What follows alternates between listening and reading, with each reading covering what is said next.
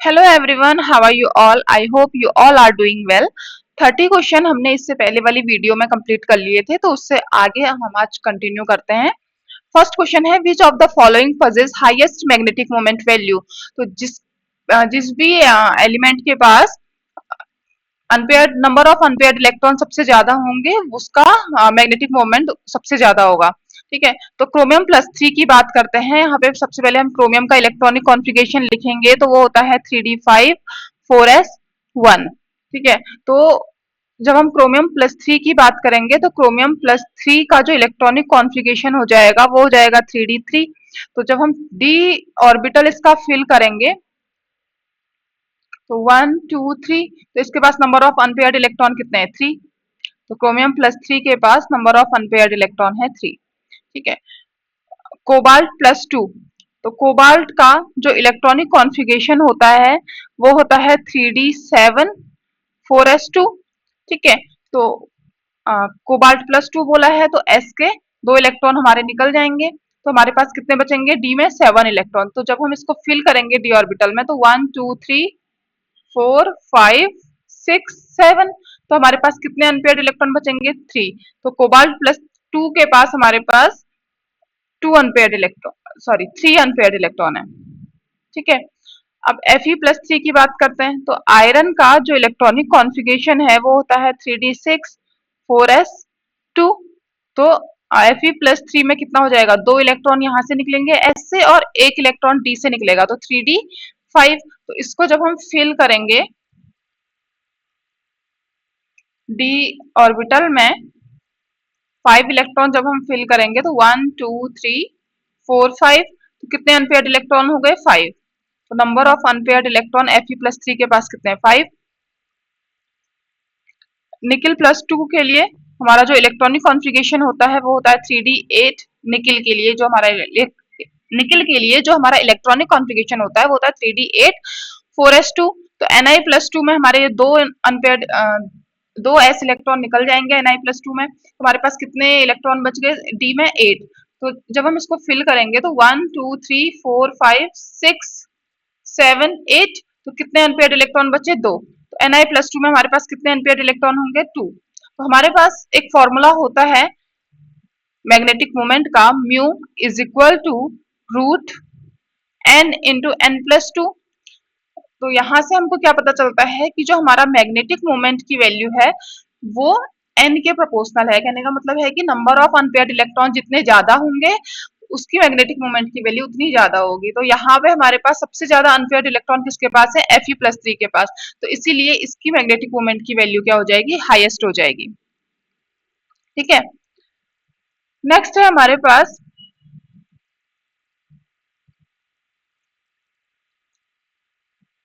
In octahedral complexes of the given cation, delta naught increases in the following sequence for ligand। ठीक है, तो हमें पता है कि हमारे पास एक क्या होती है? स्पेक्ट्रोकेमिकल सीरीज होती है, और स्पेक्ट्रोकेमिकल सीरीज में आप कैसे अरेंज करते हो स्पेक्ट्रोकेमिकल सीरीज को? इंक्रीजिंग लिगेंड स्ट्रेंथ के लिए। ठीक है, तो यहाँ पे हमारे पास क्या होती है?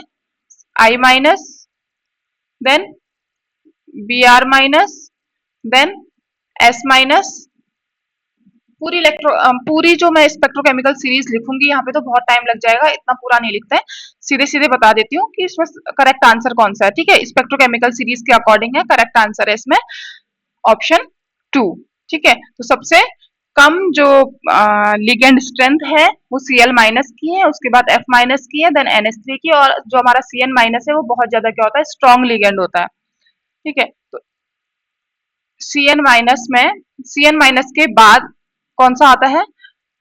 Carbon monoxide, then NO plus. ठीक है, NO प्लस बहुत ज्यादा स्ट्रॉन्ग लिगेंड होता है हमारे पास। Next question, the correct order for CFSE is. तो करेक्ट ऑर्डर हमें पता है कि जब हम डाउन द ग्रुप में टॉप टू बॉटम मूव करते हैं, तो हमारी जो डेल्टा नॉट की वैल्यू है वो इंक्रीज करती है। ठीक है, तो यहाँ पर हमारे पास करेक्ट आंसर क्या हो जाएगा? हमारे पास ऑप्शन 3। ठीक है, ऑप्शन 3 हमारे पास यहाँ पे करेक्ट आंसर हो जाएगा। नेक्स्ट है द मेटल कॉम्प्लेक्सेस MEN का होल थ्राइस एग्जिबिट। ये कौन सा आइसोमेरिज्म शो कर रहा है, ये पूछा है हमसे। तो देखो, EN का मतलब क्या होता है? EN का मतलब होता है इथाइलिन डाइएमीन। ठीक है, इसका स्ट्रक्चर कुछ इस तरीके से होता है NH2 NH2। ठीक है, तो ये इथाइलिन डाइएमीन है। तो जब हम इसका स्ट्रक्चर बनाएंगे पूरे कॉम्प्लेक्स का, तो क्या होगा? बीच में मेटल आएगा। ठीक है, और ऑक्टाहेड्रल स्ट्रक्चर इसका होता है। ठीक है, तो एक इथाइलिन डाइएमीन यहाँ पे रहेगा, एक EN यहाँ रहेगा और एक EN यहाँ रहेगा। ठीक है, और क्योंकि इसका क्या है, जो स्ट्रक्चर है, EN का स्ट्रक्चर कैसा है? सिमेट्रिकल है। ठीक है, तो इसका ज्योमेट्रिकल आइसोमेरिज्म तो यहाँ पे होगा नहीं। ठीक है, तो कौन सा आइसोमेरिज्म होगा यहाँ पर? यहाँ पर सिर्फ और सिर्फ ऑप्टिकल आइसोमेरिज्म होगा। देखो, यहाँ पे ना तो कोई प्लेन ऑफ सिमेट्री भी नहीं है, ठीक है, सेंटर ऑफ सिमेट्री नहीं है, प्लेन ऑफ सिमेट्री कुछ नहीं है, तो ये इसका क्या होगा? ऑप्टिकल आइसोमेरिज्म ये शो करेंगे। ठीक है, ऑप्शन 2 इसका करेक्ट आंसर हो जाएगा। नेक्स्ट है हमारे पास in the molecular orbital diagram of CONH3 का whole 6 3+ complex ion number of electron in non bonding and anti bonding. इसमें नॉन बॉन्डिंग और एंटी बॉन्डिंग इलेक्ट्रॉन बताने हैं। ठीक है, तो जब हम इसका मॉलिक्यूलर ऑर्बिटल डायग्राम ड्रॉ करते हैं तो किस तरीके से ड्रॉ करते हैं? देखो, यहाँ इस साइड हमारा लेफ्ट हैंड साइड पे मेटल होता है कोबाल्ट, और राइट हैंड साइड पे हमारे क्या होता है? लिगेंड होता है। ठीक है,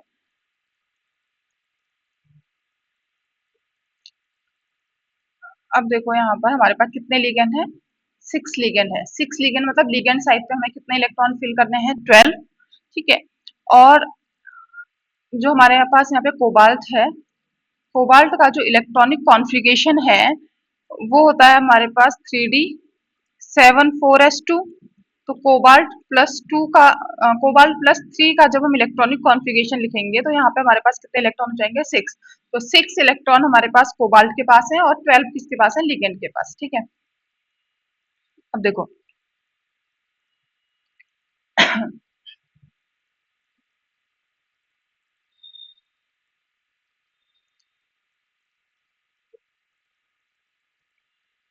यहाँ पे हमारे पास आ जाएगा T2G, और ये हो गया EG, ये हमारा D ऑर्बिटल हो गया। इसके ऊपर हमारा क्या हो जाएगा? A1G orbital. इसके ऊपर हमारा हो जाएगा T1U। ठीक है, और यहाँ पे हमारे पास लिगेंड की साइड में एक हो गया हमारे पास A1G, T1U और EG। ठीक है, तो कोबाल्ट के पास कितने इलेक्ट्रॉन है? हमारे पास 6। तो 1 2 3 4 5 6, और लिगेंड की साइड में हमारे पास कितने इलेक्ट्रॉन है? 12। 1 2 3 4 5 6 7 8 9 10 11 12। ठीक है, तो 12 इलेक्ट्रॉन है यहाँ पर। अब देखो, जब हम इसका मॉलिक्यूलर ऑर्बिटल डायग्राम ड्रॉ करते हैं तो सबसे नीचे हमारा A1G आएगा। ठीक है, उसके बाद हमारा क्या आ जाएगा? T1U। देन हमारे पास क्या आ जाएगा? EG। ठीक है, देखो यहाँ पे आ गया हमारे पास A1G, T1U और EG। ठीक है, हमने इस तरीके से क्यों लिखा? क्योंकि जो हमारे पास बॉन्डिंग ऑर्बिटल होता है ना, उनकी जो एनर्जी है वो लिगेंड के ज्यादा पास में है। ठीक है, तो उसकी जो सिमेट्री होगी वो लिगेंड की जैसी होगी। ऐसे हमारे पास जो एंटी बॉन्डिंग हमारे ऑर्बिटल्स हैं वो किसके ज्यादा पास होंगे? मेटल के। तो उसकी जो सिमेट्री होगी वो मेटल के जैसी होगी। ठीक है, तो यहाँ पे सबसे पहले क्या आ जाएगा? सबसे पहले हमारे पास आ जाएगा यहाँ पर EG। देन आएगा हमारे पास A1G। देन उसके बाद हमारे पास क्या आएगा यहाँ पर? T2G। ठीक है, सॉरी, T1U। T2G नहीं, T1U। T1U। ठीक है, और यहाँ पे हमारे पास ये इस EG ने इसके EG के साथ कंबाइन किया। ठीक है, ये EG है इसके पास, तो यहाँ पे हमारे पास EG बॉन्डिंग इजी बॉन्डिंग और इजी एंटी बॉन्डिंग बन गया। ठीक है, अब देखो इसके A1G ने इसके A1G के साथ कंबाइन किया तो हमारे पास क्या बना, A1G बॉन्डिंग और A1G एंटी बॉन्डिंग बन गया। ठीक है, इसके T1U ने इसके T1U के साथ कंबाइन किया तो हमारे पास क्या बन गया, T1U bonding, T1U anti bonding और T1U बॉन्डिंग, ये बन गया। अब हमारे पास क्या बच गया, हमारे पास जो यहाँ पे थोड़ा मैसी हो गया, इसको मैं इरेज कर रही हूँ। ठीक है, बहुत ज्यादा मैसी लग रहा है।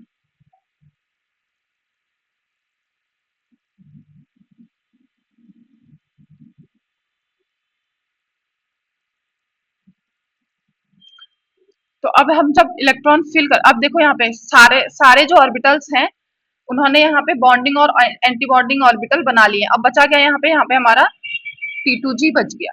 ठीक है, अब जब हम इसमें इलेक्ट्रॉन फिल करेंगे 12 लिगेंड्स के पास है और 6 मेटल्स के पास है, तो कितने 18 इलेक्ट्रॉन, हमने 18 इलेक्ट्रॉन फिल करने हैं। तो 1 2 3 4 5 6 7 8 9 10 11 12 13 14 15 16 17 18।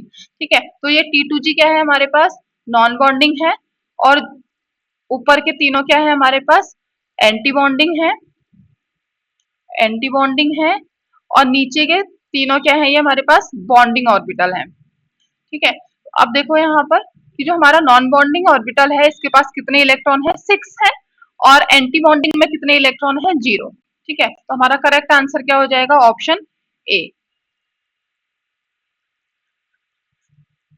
ऑप्शन ए यहाँ पर, ऑप्शन 1 हमारा यहाँ पे करेक्ट हो जाएगा कि नॉन बॉन्डिंग में 6 इलेक्ट्रॉन और एंटी बॉन्डिंग में 0 इलेक्ट्रॉन। ठीक है, तो नेक्स्ट क्वेश्चन करते हैं। इन Fe2CO9 the number of bridging ligand bridging carbonyl group is. तो इसमें हम कैसे करेंगे, देखो जो इसका स्ट्रक्चर है ना वो आपको याद होना चाहिए, इसका स्ट्रक्चर किस तरीके से होता है। ये हो गया हमारा आयरन, Fe2 है ना, आयरन आयरन। ठीक है, cobalt cobalt cobalt, sorry, carbon monoxide, not cobalt, carbon monoxide. ठीक है, carbon monoxide and carbon monoxide, then carbon monoxide, CO CO. ठीक है, कार्बन मोनोऑक्साइड, तो थ्री थ्री थ्री टू जा 6, 3 जा 9।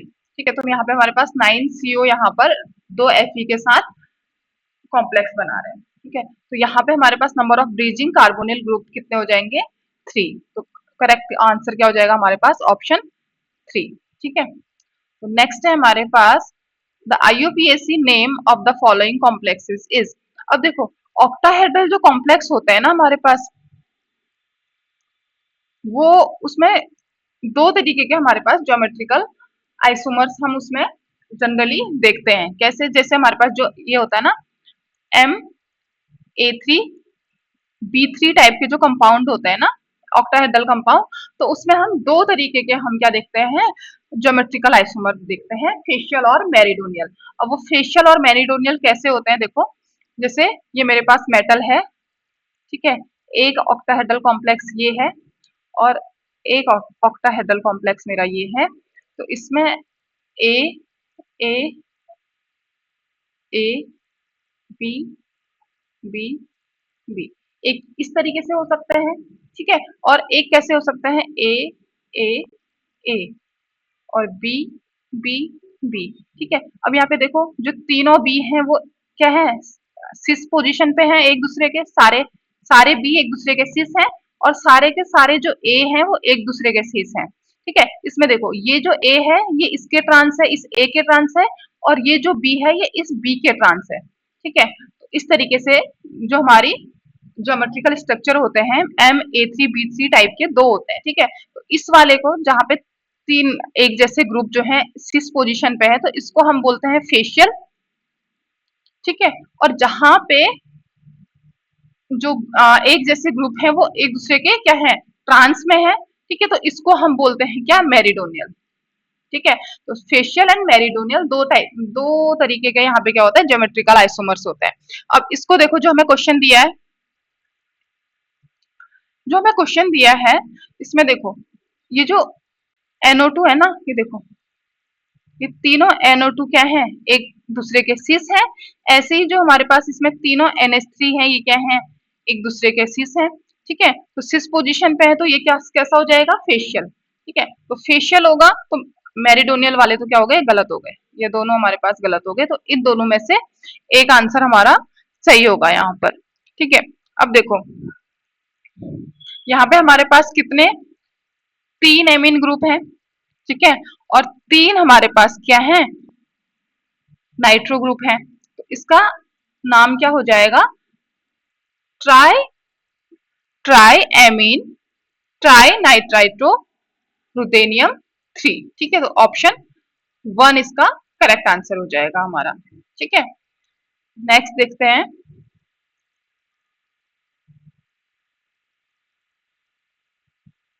Identify the colour of the complex. यहाँ पे आपको दोनों कॉम्प्लेक्स का क्या बताना है, ए एंड बी का कलर बताना है। ठीक है, अब जो ये यहाँ पे CO+2 है ना, एक्वस सॉल्यूशन में है, तो ये कुछ इस तरीके से होता है, COH2O का होल 6+2। ठीक है, तो इसका जो कलर होता है ना, वो होता है पिंक। और COCl4 2- इसका कलर होता है ब्लू। ठीक है, तो ऑप्शन 4 यहाँ पे हमारा करेक्ट आंसर हो जाएगा।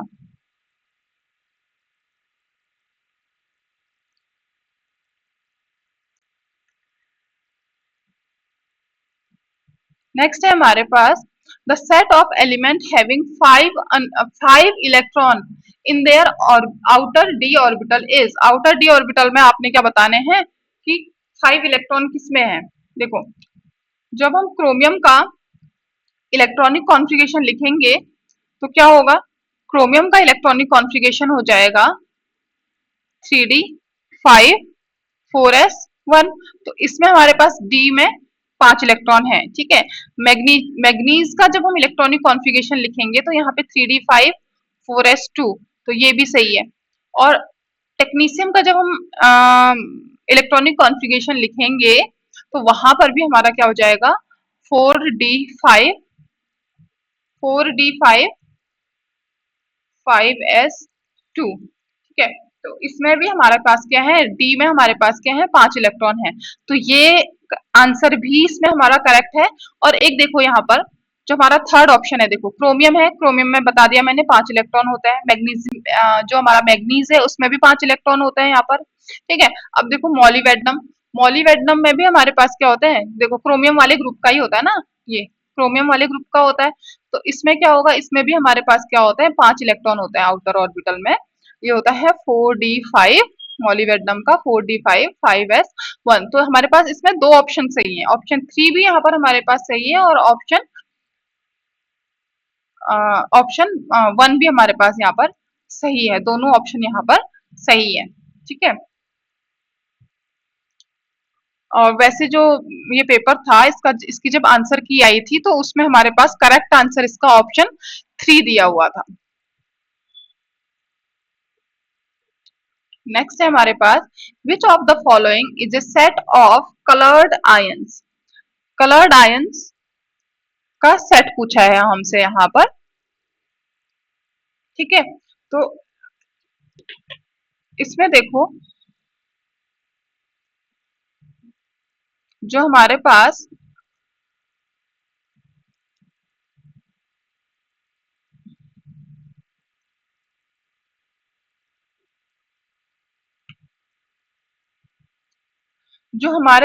कॉपर प्लस है ना, इसका जब हम इलेक्ट्रॉनिक कॉन्फ़िगरेशन लिखेंगे तो क्या होगा, 3d10। ठीक है, अब देखो 3d10 है तो dd ट्रांजिशन यहाँ पे पॉसिबल नहीं है, तो ऑप्शन 1 तो हमारा यहाँ पे नहीं हो सकता। ठीक है, उसके बाद वेनेडियम+2, वेनेडियम+2 की जब हम बात करेंगे तो यहाँ पे क्या होगा, इसका 3d3 Fe+3 की बात करेंगे तो 3d5, और CO+2 की बात करेंगे तो 3d6। 7। ठीक है, तो यहाँ पे क्या है हमारे पास फुली फिल्ड कॉन्फ़िगरेशन नहीं है किसी का भी। ठीक है, तो ये वाला ऑप्शन हमारा हो सकता है, लेकिन अभी कंफर्म नहीं है। क्यों? क्योंकि यहाँ पे क्या है, ये हाफ फिल्ड कॉन्फ़िगरेशन है और ये स्पिन क्या होता है, स्पिन फॉरबिडन है। ठीक है, ये वाला ट्रांजिशन हमारा स्पिन फॉरबिडन है। बाकी के ऑप्शन भी चेक करेंगे, अगर कोई भी ऐसा ऑप्शन हमको जहाँ मिल जाता है जहाँ पे फुली फिल्ड या फिर एम्प्टी ऑर्बिटल नहीं है और हाफ फील्ड भी नहीं है, ठीक है, जहां पे हमारे पास स्पिन अलाउड है और एम्प्टी भी नहीं है और फुली फिल्ड भी नहीं है, तो वहां पे उस ऑप्शन को हम करेक्ट करेंगे। अभी पहले बाकी के चेक कर लेते हैं। ठीक है, अब देखो थर्ड ऑप्शन में हमारे पास क्या है, Ti+4। Ti+4 क्या होता है, 3d0। ठीक है, वेनेडियम+3 ये हो जाता है हमारे पास 3d2। ठीक है, अब देखो यहाँ पे हमारे पास एक ही पता चल गया, यहाँ पे जो हमारे पास Ti+4 है ना वो D0 है। D0 क्या है, एम्प्टी। एम्प्टी है तो यहाँ पे कलर तो इसमें आ नहीं सकता क्योंकि ट्रांजिशन होगा नहीं कुछ। ठीक है, तो थर्ड ऑप्शन भी यहाँ पे गलत होगा। ठीक है, अब यहाँ पे कॉपर प्लस हमने फर्स्ट में ही देख लिया था, ये तो हो नहीं सकता, तो ऑप्शन 4 भी गलत है। तो हमारे पास करेक्ट ऑप्शन क्या बन जाता है यहाँ पे, सेकंड। नेक्स्ट है हमारे पास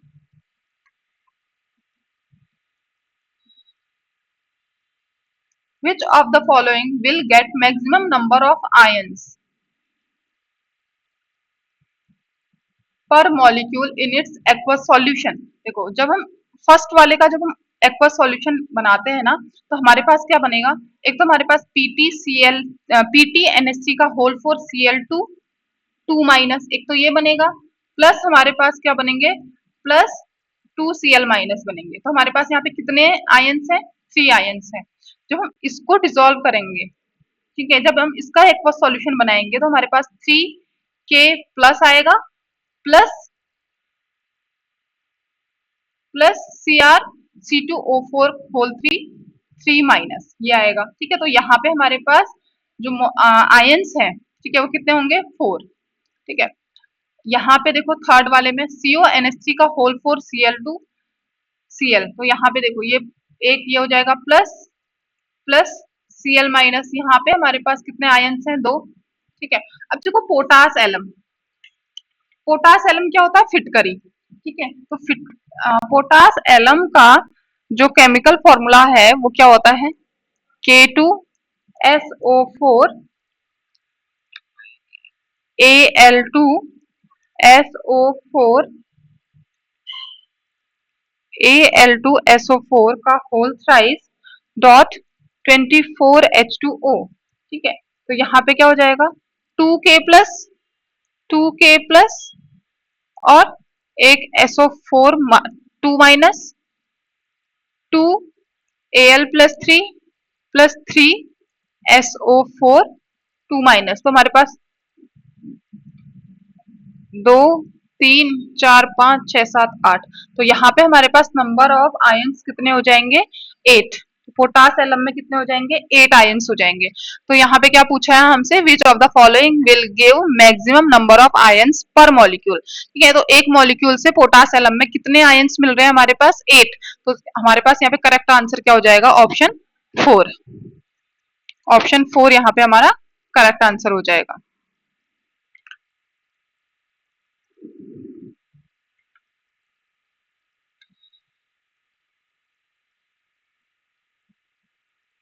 नेक्स्ट है हमारा oxidation number of platinum in PT,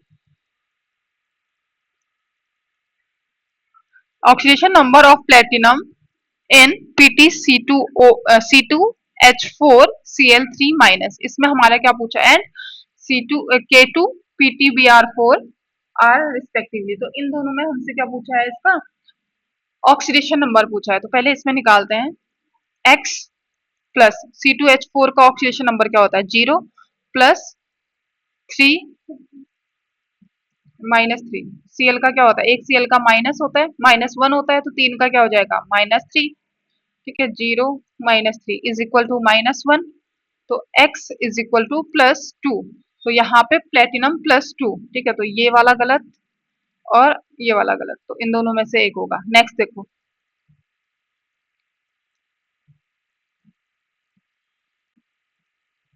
यहाँ पे 2 × 1 प्लस एक्स माइनस 4 = 0। तो यहाँ से 2 plus x minus 4 = 0, x minus 2 = 0, x = +2। तो दोनों में क्या है, +2 है, तो ऑप्शन 4 हमारा करेक्ट आंसर हो जाएगा इसमें। नेक्स्ट,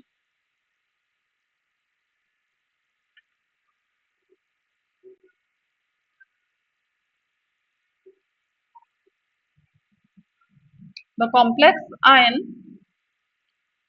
और molecule having square planar shape. देखो यहाँ पे जब हम इसका शेप निकालेंगे ना, देखो जो MnCl4 2- है, यहाँ पर हम देखो जो मैग्नीज है उसका जब हम इलेक्ट्रॉनिक कॉन्फ़िगरेशन लिखेंगे तो वो आ जाएगा हमारे पास 3d5 4s2 4s2 4p0।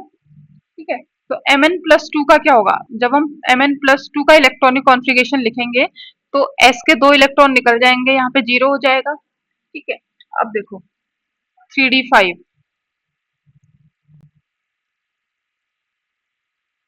1 2 3 4 5 4s0 4p0। ठीक है, अब देखो Cl,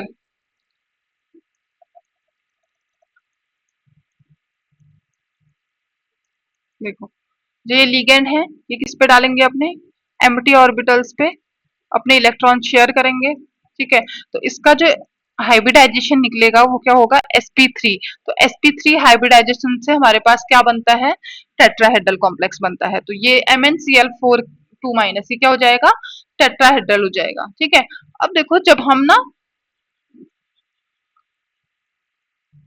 NiCN4 2- की बात करते हैं तो ये कैसा होता है, हमारे पास स्क्वायर प्लेनर होता है। ठीक है, ये हमारा करेक्ट आंसर है यहाँ पर। ठीक है, अब देखो जब हम FeCO4 का जब हम हाइब्रिडाइजेशन इस तरीके से निकालने की कोशिश करते हैं ना, तो वो भी हमारे पास क्या आ जाता है, DsP2 आ जाता है। ये भी DsP2 आता है और ये भी DsP2 आता है। ठीक है, तो लेकिन ये क्या होता है, ये हमारे पास क्या होता है, टेट्राहेड्रल शेप का होता है। FeCO4 ये हमारे पास क्या होता है, टेट्राहेड्रल शेप का होता है। तो ये इसका आंसर नहीं है, इसका आंसर 2 है। अब इसका हम स्ट्रक्चर देख लेते हैं एक बार किस तरीके से बनेगा। देखो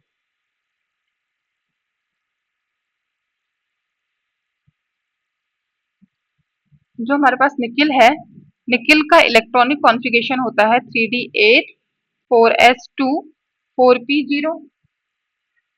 ठीक है, अब Ni+2 करेंगे तो यहाँ से s से 2 इलेक्ट्रॉन निकल जाएंगे, तो हमारे पास क्या बचेगा, Ni+2 मतलब 3d8। ठीक है,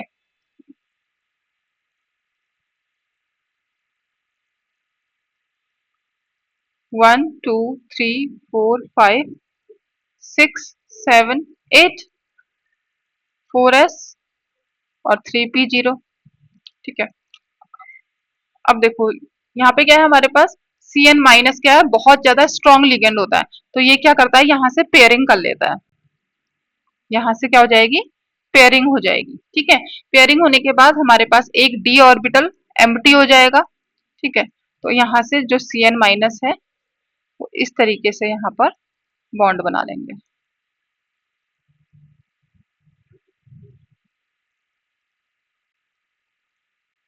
ठीक है, तो इसका जो हाइब्रिडाइजेशन है हो जाएगा वो क्या हो जाएगा, DsP2। ठीक है, तो हमारे पास करेक्ट आंसर क्या हो जाएगा, ऑप्शन 2। अब ऐसे ही ना जब हम थर्ड वाले ऑप्शन का जब हम इलेक्ट्रॉनिक थर्ड वाले ऑप्शन का जब हम हाइब्रिडाइजेशन निकालने की कोशिश करते हैं तो यहाँ पर भी क्या होता है, जो कार्बन मोनोऑक्साइड है ये भी, या कार्बोनिल जो हमारे पास लिगेंड है ये बहुत ज्यादा, ये भी स्ट्रॉन्ग लिगेंड होता है। लेकिन ये थोड़ा सा एक्सेप्शन है कि FeCO4 ये क्या होता है हमारा, ये हमारा टेट्राहेड्रल शेप का होता है, ये आपको याद रखना पड़ेगा थोड़ा सा। ठीक है, नेक्स्ट क्वेश्चन हम करते हैं। Number of methyl group present in a molecule 227 trimethyl oct 6 in 4 ion 3 all. ठीक है, तो इसको हम कैसे बनाएंगे, देखो यहाँ पर क्या लिखा है, पहले क्या है, ऑक्ट है ना, ऑक्ट, तो हमारे पास कितने होंगे 8 इलेक्ट्रॉन, तो 8 इलेक्ट्रॉन 8 कार्बन, तो 8 कार्बन बनाते हैं पहले 1 2 3 4 5 6 7 8। ठीक है, अब देखो 2 2 7 ट्राई मेथिल, तो यहाँ से नंबरिंग करते हैं 1 2 3 4 5 6 7 8 2 2, यहाँ पे मतलब एक CH3 और एक CH3, यहाँ इस पे 2 CH3 है। ठीक है, अब देखो 1 पे कुछ नहीं है तो ये CH3 हो जाएगा। ठीक है, 2 2 7 पे भी क्या है, एक CH3 यहाँ पर भी लगा हुआ है, 2 2 7 ट्राई मेथिल ऑक्ट 6 इन, ऑक्ट 6 इन, 6 पे क्या है, एक डबल बॉन्ड है। ठीक है, उसके बाद क्या है बोला है, 4 आइन, 4 पे हमारे पास क्या है, एक ट्रिपल बॉन्ड है। ठीक है, उसके बाद क्या बोला है, 3 ऑल, 3 पे क्या है हमारे पास, एक OH ग्रुप है। ठीक है, अब देखो, अब बाकी जितना भी बचा हुआ है ना उसकी क्या करते हैं, वैलेंसी कंप्लीट कर लेते हैं।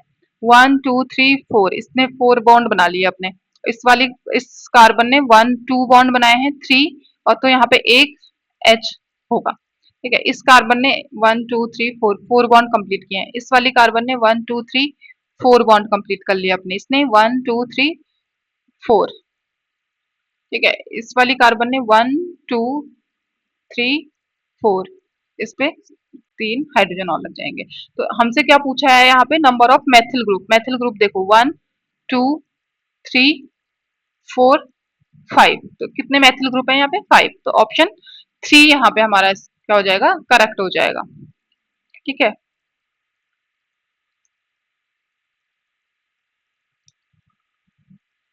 नेक्स्ट हमसे पूछा है, इस कंपाउंड, जो कंपाउंड हमको दिया है इसका IUPAC नेम पूछा है। ठीक है, तो देखो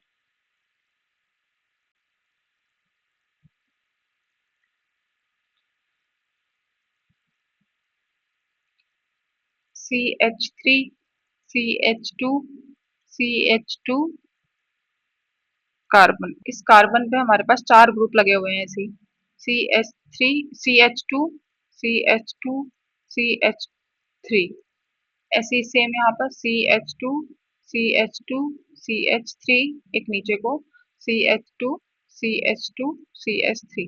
ठीक है, तो ये हमारे पास कंपाउंड है, अब इसका नाम नॉमेनक्लेचर करना है, तो 1 2 3 4 5 6 7।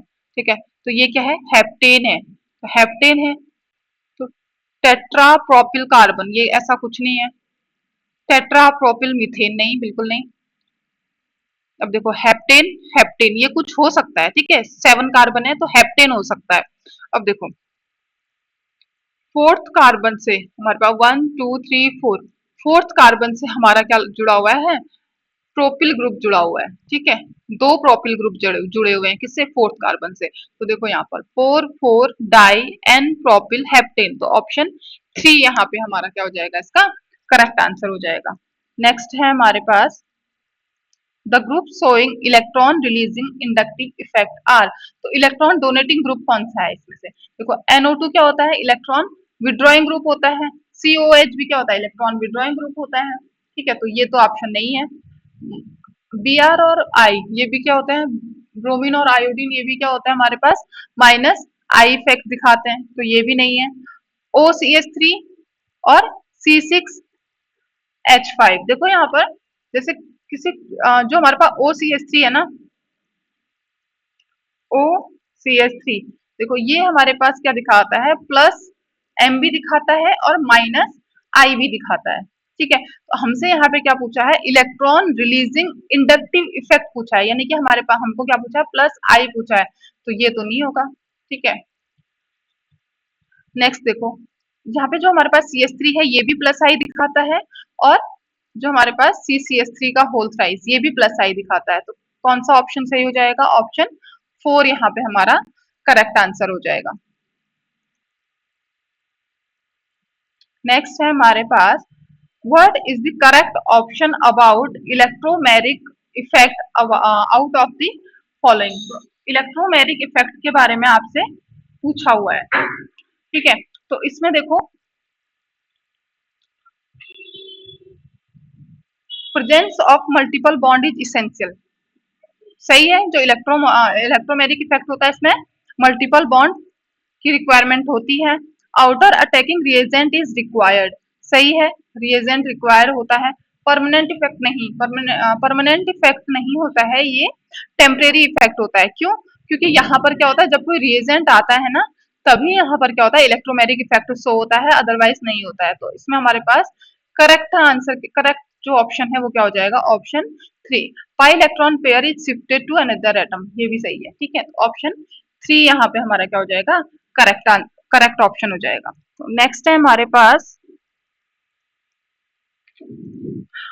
Most strong acid out of the following is. तो इसमें से हमको सबसे ज्यादा स्ट्रॉन्ग एसिड बताना है। देखो जो हमारे पास यहाँ पर ऑर्थो नाइट्रोबेंजोइक एसिड है ना, देखो कैसे होगा, ये हमारे पास बेंजोइक एसिड है, इसके ऑर्थो पोजीशन पे NO2 ग्रुप लगा हुआ है, ठीक है। Meta amine benzoic acid,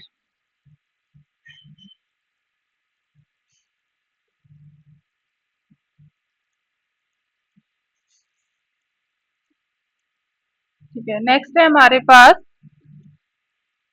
para nitrobenzoic acid,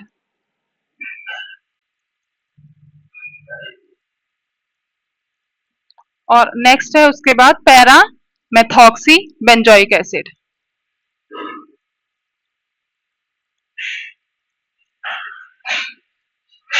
para methoxy, para methoxy benzoic acid, OCH3, ठीक है। तो जब हम इन सब की बात करेंगे ना, तो यहाँ पे देखो, जो हमारे पास ऑर्थो नाइट्रोबेंजोइक एसिड है ना, ये सबसे ज्यादा एसिडिक होता है। क्यों? क्योंकि ऑर्थो इफेक्ट के कारण, ठीक है, और ऑर्थो इफेक्ट के कारण जो COH ग्रुप है, इसकी एसिडिटी बहुत ज्यादा बढ़ जाती है। तो ऑर्थो इफेक्ट क्या होता है? ऑर्थो इफेक्ट ये कहता है कि बेंजोइक एसिड की ऑर्थो पोजीशन पे चाहे कोई भी ग्रुप लगा हो, चाहे वो इलेक्ट्रॉन डोनेटिंग ग्रुप हो या वो इलेक्ट्रॉन विड्रॉइंग ग्रुप हो, ठीक है, तो वहां पर क्या हो जाता है, उसकी जो एसिडिटी है वो बहुत ज्यादा बढ़ जाती है, ठीक है। तो ऑप्शन 1 यहाँ पे हमारा क्या हो जाएगा, करेक्ट आंसर हो जाएगा यहाँ पर।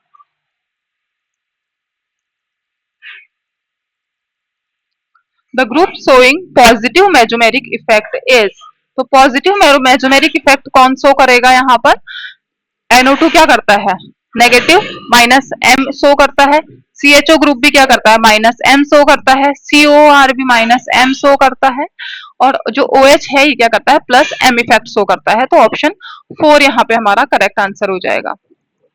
नेक्स्ट है, what is not true about, not true for hyperconjugation, it is also known as no bond resonance, बिल्कुल सही बात है।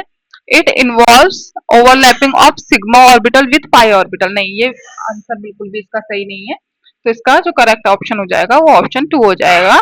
It gives stability to the molecules, बिल्कुल सही। It is a pseudo type of effect, सही है। तो option 2 क्या है इसमें, नॉट ट्रू। नेक्स्ट है हमारे पास, the nucleophile out of the following is, तो इनमें से हमने क्या बताना है, न्यूक्लियोफाइल बताना है। तो यहाँ पे देखो AlCl3 क्या होता है हमारे पास, लुईस एसिड होता है, ठीक है। तो क्या करता है, इलेक्ट्रॉन एक्सेप्ट करता है, ठीक है, इलेक्ट्रॉन एक्सेप्ट करता है, तो इसका मतलब क्या है, ये हमारे पास इलेक्ट्रोफाइल के जैसे बिहेव करेगा, ठीक है। उसके बाद SnCl4, इसके पास भी क्या होता है, एम्प्टी ऑर्बिटल होता है, तो ये भी हमारे पास इलेक्ट्रोफाइल के जैसे बिहेव कर सकता है। H3O+ क्या करता है यहाँ पर, H+ आयन डोनेट करता है, ठीक है। तो ये भी कैसे कर सकता है, एज अ इलेक्ट्रोफाइल की तरह बिहेव कर सकता है, ठीक है। और दूसरी चीज हम क्या देखेंगे, देखो न्यूक्लियोफाइल क्या होता है, जिसके पास भी ना, जिसके पास भी नंबर जिसके पास भी लोन लोन पेयर होगा, या फिर क्या होंगे क्या होंगे, इलेक्ट्रॉन होंगे डोनेशन करने के लिए, ठीक है। जिसके पास इलेक्ट्रॉन होगा डोनेट करने के लिए, वही क्या होगा हमारे पास इलेक्ट्रो न्यूक्लियोफाइल के जैसे बिहेव करेगा। अब ये सब तो क्या करते हैं यहाँ पे, ये इसके पास एम्प्टी ऑर्बिटल है, ये एक्सेप्ट करता है इलेक्ट्रॉन, तो ये इलेक्ट्रोफाइल हो गया। इसके पास भी एम्प्टी ऑर्बिटल है, ये भी एक्सेप्ट करता है इलेक्ट्रॉन। ठीक है, अब जब हम H3O प्लस की बात करेंगे तो H3O प्लस भी क्या करता है, H3O प्लस हमारा H प्लस आयन डोनेट करता है यहाँ पर, तो ये भी न्यूक्लियोफाइल नहीं है। तो ROH देखो, ROH, तो ऑक्सीजन के पास क्या है, लोन पेयर है, तो ये लोन पेयर को डोनेट कर सकता है, इसीलिए ये क्या होगा हमारे पास, न्यूक्लियोफाइल होगा। ठीक है, ऑप्शन 3। नेक्स्ट है हमारे पास, which of the following has highest boiling point, इनमें से हमारे पास सबसे ज्यादा बॉइलिंग पॉइंट किसका है। तो देखो इसमें हमारे पास सबसे ज्यादा बॉइलिंग पॉइंट किसका होगा, एन ब्यूटिल अल्कोहल का सबसे ज्यादा बॉइलिंग पॉइंट होगा। क्यों, क्योंकि ये क्या है, क्योंकि इसमें क्या होगा, हमारे पास हाइड्रोजन बॉन्डिंग होगी, तो हाइड्रोजन बॉन्डिंग के कारण इसका बॉइलिंग पॉइंट सबसे ज्यादा होगा। नेक्स्ट है हमारे पास, which of the following compound has lowest boiling point, तो इसमें सबसे कम बॉइलिंग पॉइंट किसका होगा, ऑप्शन 1 यहाँ पर हमारा क्या होगा, करेक्ट आंसर हो जाएगा, ऑर्थोक्रिसॉल। क्यों, ऑर्थोक्रिसॉल का स्ट्रक्चर कैसा होता है, देखो ये OH हो गया, ये CH3, ठीक है, तो ये हमारे पास क्या है, ऑर्थोक्रिसॉल। पैराक्रिसॉल में क्या होगा, ये पैरा पोजीशन पे लगा होगा। ब्रोमोफिनॉल में ब्रोमो पोजीशन पे हमारा, सॉरी मेटा पोजीशन पे हमारा क्या लगा होगा, BR लगा होगा। पैरा ब्रोमोफिनॉल में हमारे पास पैरा पोजीशन पे क्या लगा होगा, ब्रोमीन लगा होगा। ठीक है, तो यहाँ पे देखो जो ऑर्थोक्रिसॉल है ना, ये ये बाकी सारे तो क्या करते हैं, हाइड्रोजन बॉन्डिंग में पार्टिसिपेट करते हैं, और ऑर्थोक्रिसॉल भी हाइड्रोजन बॉन्डिंग में पार्टिसिपेट करता है, लेकिन क्योंकि यहाँ पे CH3 ग्रुप लगे होने के कारण ये उतनी अच्छी इफेक्टिव हाइड्रोजन बॉन्डिंग नहीं कर पाता है, ठीक है, दूसरे मॉलिक्यूल के साथ, इसीलिए इसका बॉइलिंग पॉइंट क्या होता है, सबसे कम होगा। तो ऑप्शन 1 यहाँ पे हमारा करेक्ट हो जाएगा। नेक्स्ट है, the ratio of carbon atom in naphthalene. देखो अब यहाँ पे हमें क्या करना पड़ेगा, सबसे पहले हमें स्ट्रक्चर बनाना पड़ेगा नेप्थलीन का। तो नेप्थलीन का स्ट्रक्चर कैसा होता है, ये हमारे पास नेप्थलीन है, ठीक है, और ये हमारे पास एंथ्रासीन है,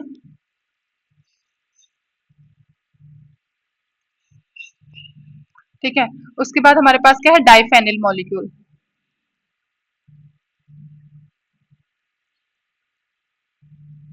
और ये हमारे पास क्या है, डाइफेनिल मॉलिक्यूल। ठीक है, तो यहाँ पे इसके नेप्थलीन में 10 कार्बन होते हैं, एंथ्रासीन में हमारे पास 14 कार्बन होते हैं, और इसमें हमारे पास 12 कार्बन होता है। ठीक है, तो जब हम इसका रेशियो निकालेंगे तो 10 रेशियो 14 रेशियो 12, तो 5 रेशियो 7 रेशियो 6, तो करेक्ट आंसर क्या हो जाएगा हमारा, 576, option 2। Which of the following compound is not aromatic according to Huckel's rule? तो Huckel's rule के अकॉर्डिंग हमारा क्या है, एरोमेटिक नहीं है। ठीक है, पायरिडीन हमारा एरोमेटिक होता है, 4n+2 पाई इलेक्ट्रॉन रूल को फॉलो करता है, एंथ्रासीन भी फॉलो करता है, ठीक है, और पायरॉल भी फॉलो करता है। ठीक है, इनका स्ट्रक्चर मैं बना देती हूँ आपके पास। ये हमारे पास पायरिडीन है, ये हमारे पास एंथ्रासीन है, और ये हमारे पास पायरॉल है। ठीक है, ये हमारे पास, सॉरी ये फ्यूरॉन है जो बनाया मैंने, पायरॉल ये पायरॉल है। ठीक है, तो ये तीनों कंपाउंड हमारे क्या होते हैं, एरोमेटिक होते हैं। और साइक्लोहेप्टा ट्राइइन ये हमारे पास क्या होता है, ये हमारे पास एरोमेटिक नहीं होता है। इसका स्ट्रक्चर कैसे होता है,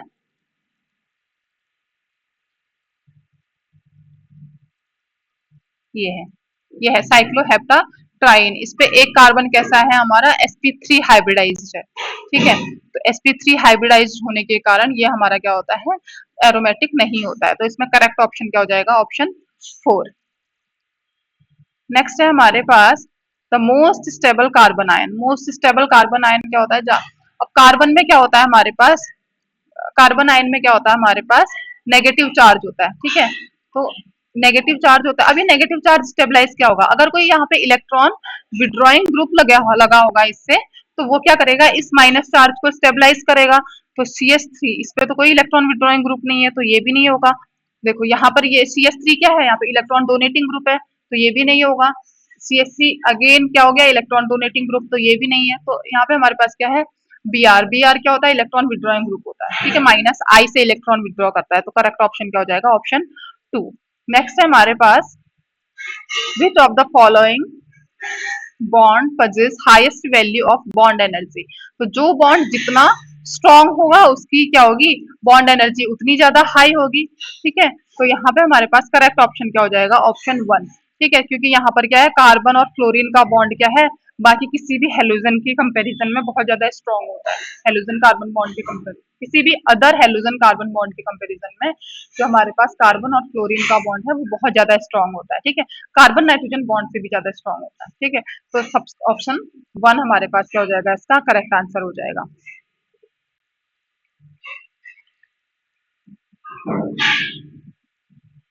नेक्स्ट है हमारे पास, which of the following possess highest value of KB, ठीक है। तो हमने क्या करना है, इसका बेसिसिटी बतानी है, ठीक है। तो जिसकी केबी की वैल्यू सबसे ज्यादा होगी उसकी बेसिसिटी क्या होगी, सबसे ज्यादा होगी। तो इसका करेक्ट आंसर क्या है हमारे पास, ऑप्शन 3।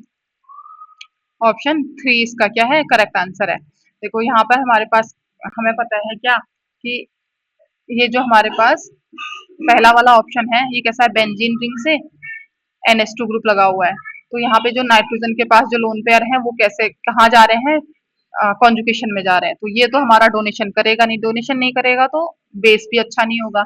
अब यहाँ पर देखो, जो हमारे पास थर्ड वाला ऑप्शन है उसमें क्या है, नाइट्रोजन है, एक H है और 3 यहाँ पर ऐसे ग्रुप लगे हुए हैं, ठीक है। तो यहाँ पर इस पे क्या होगा, प्लस चार्ज आ जाएगा। तो इसके पास भी क्या है, लोन पेयर बचे नहीं डोनेशन के लिए, तो ये भी हमारा क्या हो सकता है, ये भी हमारा क्या होगा, ये भी हमारा बेस नहीं होगा। अब देखो सेकेंड और थर्ड में, देखो सेकेंड के पास क्या है, सिर्फ एक इलेक्ट्रॉन डोनेटिंग ग्रुप है। जो हमारे पास C2H5 है ये नाइट्रोजन को क्या करेगा, इलेक्ट्रॉन डोनेट करेगा, ठीक है। तो यहाँ से ये बहुत इजीली इलेक्ट्रॉन डोनेट कर सकता है। लेकिन यहाँ पर देखो जो थर्ड वाला ऑप्शन है ना, इसमें दो दो हमारे पास इलेक्ट्रॉन डोनेटिंग ग्रुप लगे हुए हैं, इसीलिए हमारे पास ऑप्शन 3 क्या हो जाएगा, करेक्ट आंसर हो जाएगा।